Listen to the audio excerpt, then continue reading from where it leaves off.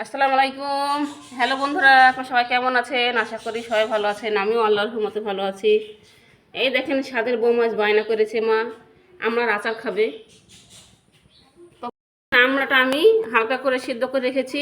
5 ফোড়ন, চিনি, রসুন রসুন কোয়া, রসুনটাকে আমি থেতলে রেখেছি।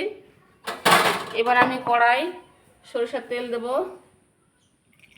তেলটা গরম হোক এখন। আমি কোনো দিনও ভিডিও করিনি, আর ক্যামেরার সামনে আসেও নি আমি কোনো দিন। তো ক্যামেরা করার সময় আমি একটু ভয় ভয় লাগে আমার। তেলটা গরম হয়ে এসছে, এবার আমি রসুন কোয়াগুলো দেবো, 5 ফোড়ন দেবো।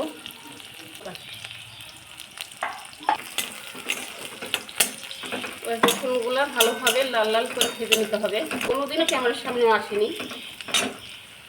আমার স্বাদের বউ আমাকে জোর করেছে এই ক্যামেরার সামনে আসে। আমি কিসের জন্য ভিডিওগুলো করছি আপনাদের সঙ্গে পরে আমি শেয়ার করব। তো এবার আমি 2টো শুকনো লঙ্কা দেবো।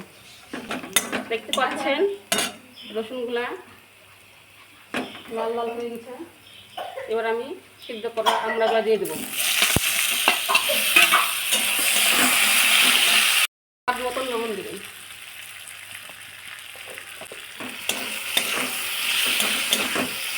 চিনিগুলো দিয়ে দেবো।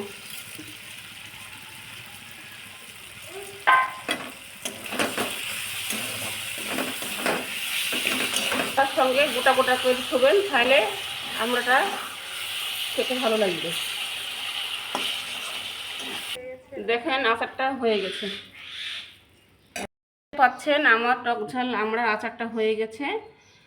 এই রান্নার ভিডিওটা যদি ভালো লেগে থাকে আপনাদের কাছে, তো অবশ্যই করে কমেন্ট বক্সে জানাবেন।